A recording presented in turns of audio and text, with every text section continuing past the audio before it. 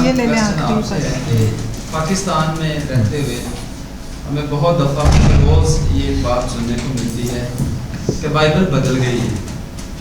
اس کے اوپر آپ کیا روشنی ڈالنا چاہتے ہیں؟ بائبل بدل گئی کس سے سنتے ہیں؟ مسلمانوں سے یا کرسچن سے؟ مسلم سے. آپ کا کیا نقطہ نظر؟ میں کہتا ہوں نہیں بدل. ٹھیک ہے. ہم جب وہ ظاہر ہے کہ کرسچن اس لیے کہتے ہیں نہیں بدلی کیونکہ ان کی الہامی کتاب ہے. اگر مجھے کوئی قرآن بدل گیا اور میں کہوں جی ہاں جی بدل گیا تو پھر مسلمان تو نہ رہا نا. ان کے فیتھ کی ریکوائرمنٹ یہ ہے کہ نہیں بدلے. اب یہ ہے کہ مسلمانوں کا نقطہ نظر کیا ہے. پورے قرآن میں بائبل کا کہیں ذکر نہیں ہے. ٹھیک ہے نا. ہم جو مسلمان بلیو کرتے ہیں وہ توریت، زبور اور انجیل ہے. ٹھیک ہے نا. اب بعض پادری یہ کہتے ہیں کہ جب بائبل کو پیش کرتے ہیں تو وہ کہتے ہیں جناب یہ وہی توریت، زبور، انجیل ہے جس کا قرآن میں ذکر ہے. ٹھیک ہے نا. یہ اکثر مناظرے میں کتابوں میں یہ لکھا ہوتا ہے. میرا نقطہ نظر یہ ہے کہ جب اب میں صرف قرآن کی بات کر رہا ہوں کہ قرآن پاک میں یہ ہے کہ جس توریت کی یا جس انجیل کی قرآن ذکر کرتا ہے اس میں یہ لکھا ہوا ہے کہ اس میں حضور صلی اللہ علیہ وسلم کی آمد کی بشارتیں اور پیشن گوئیاں. قرآن کے نزول کی خبر ہے، صحابہ کرام کی شخصیات کا ذکر ہے، حضور صلی اللہ علیہ وسلم کی آمد کا بھی ذکر ہے. اور سورہ صف میں تو حضرت عیسیٰ علیہ السلام نے ڈائریکٹلی کہہ دیا کہ میرے بعد وہ احمد آئے گا. ٹھیک ہے نا. تو جس توریت، زبور اور انجیل کی قرآن بات کرتا ہے اس میں تو حضور صلی اللہ علیہ وسلم کی بشارتیں اور پیشن گوئیاں ہیں. یہ ایک بات ہوگی. اب جو آدمی کہتا ہے جی یہ کتاب ہے مثال کے طور پہ، وہ کہے گا جی یہ توریت، زبور وہ ہے جو اس کا ذکر قرآن میں ہے. تو ہم یہ کہتے ہیں کہ جناب اس میں پھر حضور صلی اللہ علیہ وسلم کی بشارتیں بھی ہوں گی اور پیشن گوئیاں بھی ہوں گی اگر اس کا یہ دعویٰ ہے تو. اور وہ کہتا ہے جی بالکل اس میں قطعاً کوئی ذکر نہیں ہے. ٹھیک ہے نا. تو اس کا ایک ہی مطلب ہے کہ اس میں تھیں اور نکال دی گئیں تو بدل گئی، اصل حالت پہ نہ رہی. اور دوسرا جواب یہ ہے کہ یہ وہ سرے سے وہ نہیں ہے جس کا قرآن ذکر کرتا ہے. تو دونوں صورتوں میں یہ وہ نہیں ہے جس کا قرآن ذکر کرتا ہے. اس لیے ہمارا نقطہ نظر مسلمانوں کا یہ ہے کہ توریت، زبور اور انجیل یہ اگر کوئی پوچھے یہ کون سی کتابیں ہیں تو ہم یہ کہیں گے کہ یہ وہ کتابیں ہیں جو ان انبیاء علیہ السلام پر نازل ہوئیں جس میں حضور صلی اللہ علیہ وسلم کی بشارت اور نبوت کا ذکر ہے. اور کوئی بھی کرسچن پاکستان کا، دنیا کا یہ نہیں کہتا کہ بائبل مقدس میں حضور صلی اللہ علیہ وسلم کا ذکر ہے، کیونکہ اگر وہ کہے تو پھر پابند ہو جائے گا. ٹھیک ہے نا. قرآن پاک میں جہاں جہاں آیا ہے کہ جہاں پہ اہل کتاب کو کہا گیا کہ تم اپنی کتاب قائم کرو، تو اگر آپ اس کی تفاسیر میں جائیں تو علماء کرام کہتے ہیں کہ مراد یہ ہے کہ اگر تمہیں قرآن کے کہنے پر حضور صلی اللہ علیہ وسلم پر ایمان نہیں لاتے تو اپنی کتابوں کے کہنے پر ہی لے آؤ.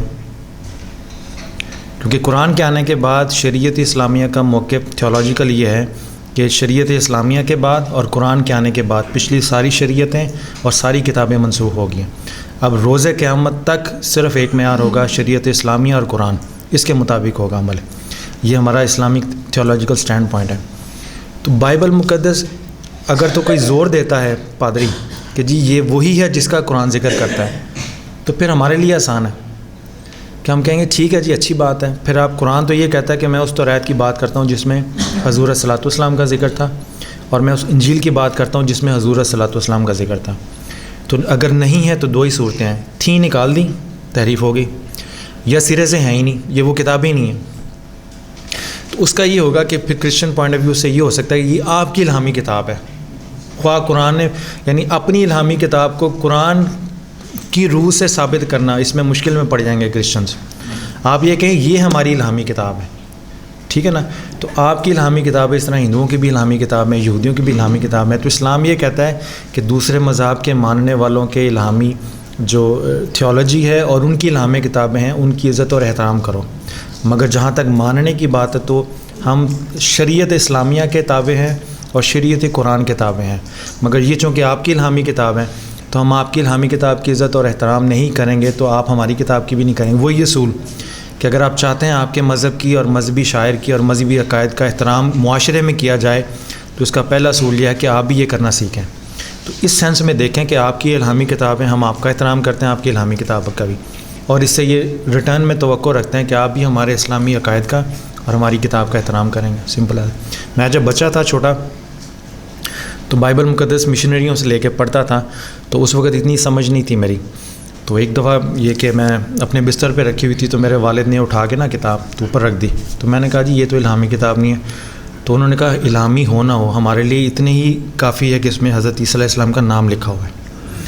تو جب گھر سے بھی تربیت اس طرح کی ملے تو پھر آگے چل کے جب تھیولوجی میں بھی انسان جاتا ہے تو کافی چیزیں بہتر ہو جاتی ہیں. آپ کچھ کہنا چاہ رہے ہیں؟ میں یہ کہنا چاہ رہا تھا جیسے کہ آپ نے قرآن پاک میں یعنی توریت زبور جی جی جی فرسٹ آف آل جو پہلے کیا تھا میں یہ پہلے توریت تھی جی جی یا قرآن تھا. جی جی اگر توریت تھی تو توریت میں قرآن کا ذکر کیوں ہوا ہے؟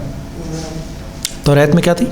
اگر توریت ہی تھی جی جی جی توریت تھی قرآن تو بعد میں آیا. جی بالکل. تو پھر قرآن پاک کہاں سے آ گئی جب توریت میں ذکر نہیں زبور میں؟ اچھا میں اس میں گزارش اب بائبل مقدس اور اگر ہے. ایسا ہے پھر وہ ایسی مطلب وہ کیا کہنا چاہیے بائبل ہمیں دکھائی جائے جو بدل. میں گزارش اب بائبل ہے کسی کے پاس؟ ذرا دیجیے میں آپ کو اب میں آپ کو اسلامی نقطہ نظر بتا دیتا ہوں ٹھیک ہے نا. نہیں نہیں میں آپ کو یہ بتاتا ہوں کہ ہم کیوں نہیں مانتے. آپ نے کہا نا کہ جی نہیں پیس دیکھیں نا یہی بات ہے یہی انٹرفیئر ڈالا ہے. صبح سے یہ سمجھا رہا ہوں کہ اگر آپ نے فیتھ پہ بھی بات کرنی ہے تو تمیز اور تہذیب کے دائرے میں رہ کے کریں. آپ نے اپنا نقطہ نظر بیان کرنا ہے. ان کے نقطہ نظر پہ برے لفظوں میں تنقید نہیں کرنی, بدتمیزی بد تہذیبی کا مظاہرہ نہیں کرنا. یہی انٹرفیئر ڈائلاگ ہے. اب وہ میرا اگر نقطہ نظر سمجھنا چاہ رہے ہیں تو یہ میرا فرض ہوگا انٹرفیئر ڈائلاگ کے پوائنٹ آف ویو سے کہ میں صرف اپنا عقیدہ بیان کر دوں بغیر مرچ مسالہ لگائے. جب آپ مرچ مسالہ لگاتے ہیں تو یہی سے پرابلم کریٹ ہوتی ہے ٹھیک ہے نا. تو انٹرفیئر ڈائلاگ کا مطلب یہ ہے کہ آپ اپنا عقیدہ بیان کر دیں مگر مرچ مسالہ نہ لگائیں تاکہ فتنہ فساد پیدا نہ ہو اور ان کے مذہبی جذبات ہرٹ نہ ہوں ٹھیک ہے نا. اس پوائنٹ آف ویو سے میں بتا رہا ہوں کہ ہم صرف یہ بتا دیں گے ہم یہ کیوں بلیو کرتے ہیں بس ٹھیک ہے جی. اب میں صرف آپ کو نمونہ دے دیتا ہوں. یہ علیحدہ سے ٹاپک ہے اور کبھی موقع ملا تو اگر آپ میرے یوٹیوب پہ لیکچرز پہ جائیں گے تو اس میں آپ کو ڈیٹیل سے میں نے شاید پاکستان کی ہسٹری میں پہلی دفعہ فیصل آباد میں بغدادیہ مسجد میں جہاں سارے مولوی بیٹھے ہوئے ہیں میں نے انٹروڈکشن ٹو ہولی بائبل پہلا لیکچر دیا تھا. 2 گھنٹے آرام سے سن کے بیٹھ کے آرام سے دیکھتے رہے تھے اور وہ پہلا لیکچر تھا جس میں کوئی مرچ مسالہ نہیں تھا. تھورلی میں نے بتایا تھا کہ بائبل مقدس کا مطلب کیا ہے, یہ کتنے حصوں پہ ڈیوائیڈڈ ہے, کیا کیا جس طرح کرسچن پوائنٹ آف ویو سے ہوتا ہے اسی طرح بیان کیا تھا اور ساتھ ساتھ اپنا نقطہ نظر بھی بیان کرتا گیا تھا. آپ وہ بھی سیمپل دیکھ لیجیے گا کہ کیا وہ سننے کے بعد بھی کسی کرسچن کو یہ کہہ سکتا ہے کہ میرے جذبات کی تحقیر ہوئی ہے. اپنا نقطہ نظر بیان کر دیں عزت اور احترام کے ساتھ مگر بیان اس طرح سے کرے کہ تحقیر کا پہلو نہ نکلتا ہو ٹھیک ہے. اب انہوں نے توریت کی بات کی جی بس میں سمیٹ دوں گا ابھی ٹھیک ہے نا. یہ صرف سیمپل دوں گا اس کے بعد سمیٹ دوں گا. توریت ہمارے ہاں جو اس وقت موجود ہیں مسیحی بھائیوں کے نزدیک یہ پہلی 5 کتابیں ہیں ٹھیک ہے جی. رستشنا پہ آ کے ختم ہو جاتی ہیں ٹھیک ہے نا. اب کنفیوژن کیا پیدا ہوتی ہے کہ اکثر مسیحی بھائیوں کو اور اکثر مسلمانوں کو بھی توریت کی ڈیفینیشن کا نہیں پتہ. اسلام کی ڈیفینیشن کیا توریت کی؟ تو توریت ایک وحی تھی جو حضرت موسیٰ علیہ السلام پر ان کی زندگی میں نازل ہوئی. اب اس میں یاد رکھنے والی بات یہ ہے کہ پہلی چیز یاد رکھیں یہ وہ وحی ہے جو حضرت موسیٰ علیہ السلام پر نازل ہوئی. جو وحی حضرت عیسیٰ علیہ السلام پہ نازل ہوئی اس کو انجیل بولتے ہیں, توریت نہیں. تو جس نبی پہ نازل ہوئی اس نبی کے حوالے سے اس کو نام دے دیا اس وحی کو. پہلی بات کلیئر ہو گئی. اب یہ ہے شرط یہ ہے کہ جس وحی کو نبی پہ نازل کیا جا رہا ہے وہ اس کی زندگی میں نازل ہو اس پہ. یہ نہیں ہو سکتا کہ توریت جس کو ہم حضرت موسیٰ علیہ السلام کے اوپر وحی سے کے نام سے جانتے ہیں وہ کسی اور نبی پہ نازل ہو رہی ہو. یعنی حضرت یحییٰ علیہ السلام ہے ان پر جو وحی نازل ہو رہی ہے اللہ تعالیٰ کی طرف سے وہ تو حضرت موسیٰ علیہ السلام کے کئی 100 سال بعد آئے ہیں. تو یہ نہیں ہو سکتا کہ حضرت یحییٰ علیہ السلام کے اوپر نازل ہونے والی وحی کو ہم توریت بول دیں.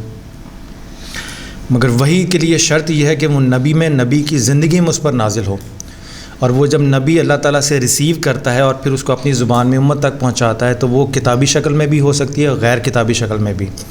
مگر توریت اسلامک ڈیفینیشن کے مطابق وہ وحی ہے جو حضرت موسیٰ علیہ السلام پر ان کی زندگی میں نازل ہوئی ہو ٹھیک ہے. اب یہ میں بتاؤں آپ کو ڈفرینس. مسیحی جو تصور الہام ہے اور اسلامی تصور الہام اس میں بنیادی طور پہ کئی فرق ہے جہاں پہ آ کے کنفیوژن کریٹ ہوتی ہے. اب یہ ہے 5 کتابیں جو توریت سمجھی جاتی ہیں مسیحی نقطہ نظر کے مطابق اور اس میں باب نمبر 34 ہے آیت نمبر 5. پس خداوند کے بندہ موسیٰ نے خداوند کے کہے کے موافق وہیں مواب کے ملک میں وفات پائی. یہ توریت کے اندر لکھا ہوا ہے. اور اس نے اسے مواب کی ایک وادی میں بیت فغور کے مقابل دفن کیا، پر آج تک کسی آدمی کو اس کی قبر معلوم نہیں. اور موسیٰ اپنی وفات کے وقت 120 برس کا تھا، اور نہ اس کی آنکھ دھندلانے پائی اور نہ اس کی طبعی قوت کم ہوئی. اب ہمارا مسلمانوں کا جو نقطہ نظر وہ یہ ہے کہ کیا یہ حضرت موسیٰ علیہ السلام خود بیان فرما رہے ہیں؟ کیونکہ اسلام کی ڈیفینیشن کے مطابق توریت اس وحی کا نام ہے جو آپ کے اوپر نازل ہوئی اور آپ نے اپنی زندگی میں اس کو بیان کیا. تو جو کرسچن ڈیفینیشن ہے توریت کی وہ ڈیفرنٹ ہے. اس لیے جب ایک آدمی، ایک مولوی اور ایک پادری جب مل رہے ہوتے ہیں آپس میں، تو چونکہ ڈیفینیشن پہ کلیئرٹی نہیں ہوتی تو وہ جھگڑا ہی نکلتا اس میں سے. تو اس لیے میں نے کہا تھا پہلے اپنے مذہب کو اسٹڈی کر لیں کہ آپ کا مذہب کیا، آپ کے مذہب کے نزدیک توریت کی ڈیفینیشن کیا ہے، ہمارے مذہب کے نزدیک توریت کی ڈیفینیشن کیا ہے. تو جب آپ اپنے مذہب پہ کلیئر ہوں گے تو پھر آپ کو بات کرنے کا سلیقہ بھی آ جائے گا اور بات سمجھنے اور سمجھانے کا بھی آ جائے گا. تو یہ اس طرح کی بہت ساری تھیولوجیکل ایشوز ہیں جس پہ میں سمجھتا ہوں کلیئرٹی کی ضرورت ہے. ٹھیک ہے نا. I hope this is the sufficient answer.